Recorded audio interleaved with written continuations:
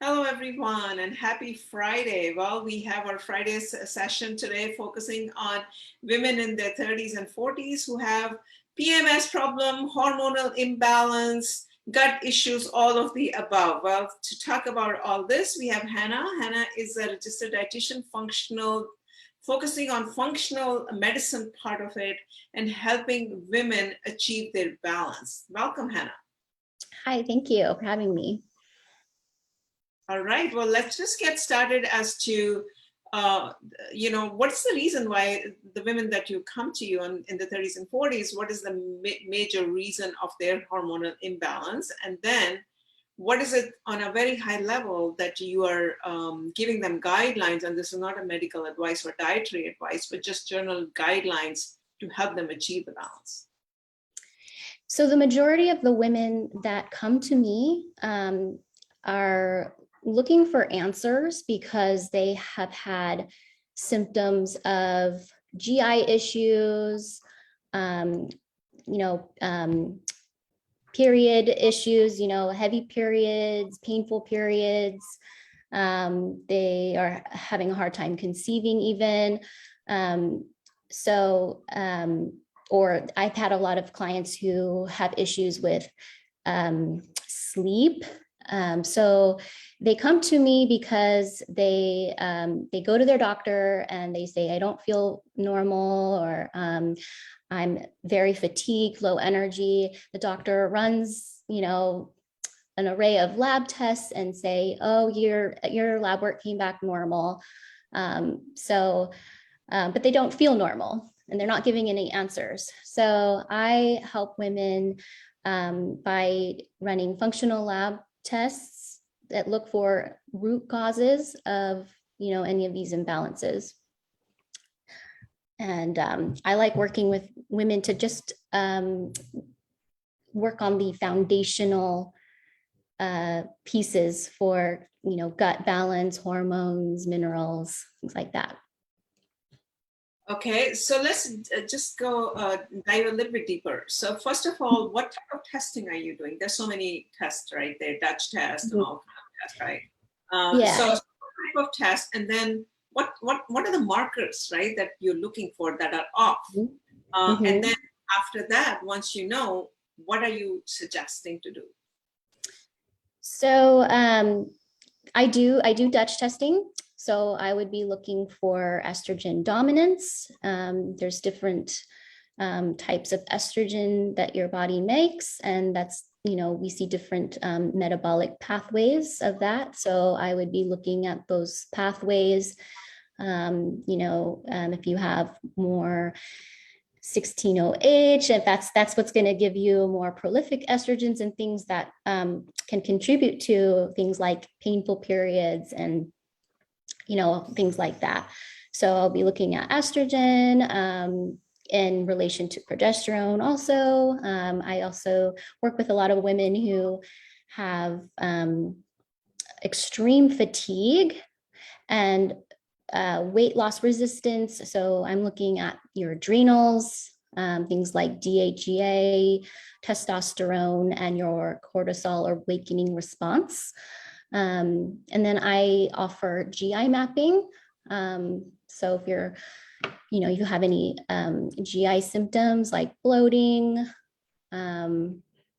fluctuating between diarrhea, constipation, things like that, even skin issues and anxiety. I'm going to be looking for things like gut pathogens and dysbiosis, and immune markers, immune response. So things like gluten and the quality of your gut lining. And I also offer mineral testing. So that's been really exciting part in my practice because I think that can benefit everyone. So a lot of people, yeah, go ahead. Yeah, no. So this testing is good. I think this session, what I want to do is make it into a little bit of an educational session in the sense like, let's say someone is having hormonal imbalance, estrogen dominance that you talked about, or what kind of guidelines that they should follow to make, get their hormones in balance? What are the guidelines? That's what really I think would be helpful, so that people can have some takeaways after this session.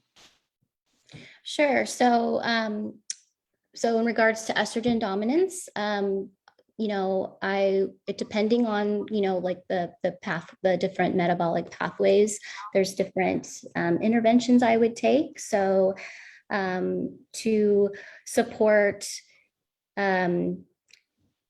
beneficial estrogen, getting things in your diet like cruciferous vegetables, B vitamins, good quality animal proteins, and really looking at the quality of your diet, and removing anything inflammatory. I would also want you to limit caffeine and alcohol, as that can affect the liver's ability to detoxify estrogen.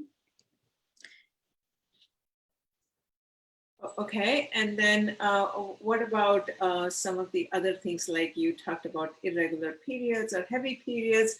Would that be the same kind of approach as far as the estrogen dominance, or different approach?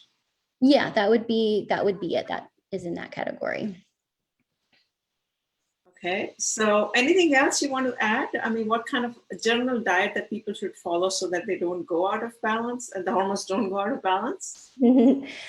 Well, the reason why I do functional lab testing is because I don't believe I don't believe diets are cookie cutter and apply to everyone. I believe that everybody has unique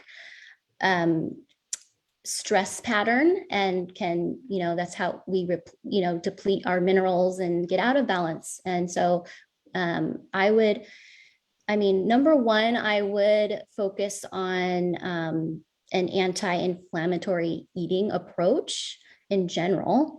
But I would be wanting to put more of an emphasis on where you are depleted with your minerals. And I would be focused more on nervous system regulation, as I see that's as a root cause to a lot of imbalances for women.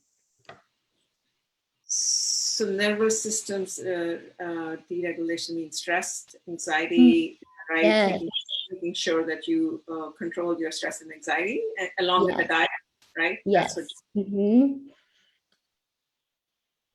So that would be like incorporating some kind of a mindfulness practices, or breathing, or yoga, or some kind of an exercise along with the diet modifications. That's what I'm hearing, right? Yes. Yeah. Mindfulness, vagus nerve stimulation. I use a lot of grounding techniques. Like grounding techniques, like give us an example. I really love right now just walking barefoot outside in the grass or in like a stream of water. That can be very therapeutic and grounding for me. And I really like for vagus nerve stimulation, doing like alternating between hot and cold showers, things like that. Okay, anything else you want to add before I wrap up the session for today? Yeah, I know that functional testing can be pricey, and like even doing like a fancy protocol with supplements, things like that. But the best thing you can do is kind of get these foundations in place, and that's what I teach in my group program. Is just all of the foundations of gut and hormone health. All right. Well, thank you so much for being with us on this Friday. Everyone, have a great weekend. We are going to have another session tomorrow morning. Enjoy your weekend, and we'll be back next week. Continue to support us, and thank you so much for your support. And thank you, Hannah, for being with us. Bye-bye. Thank you for having me.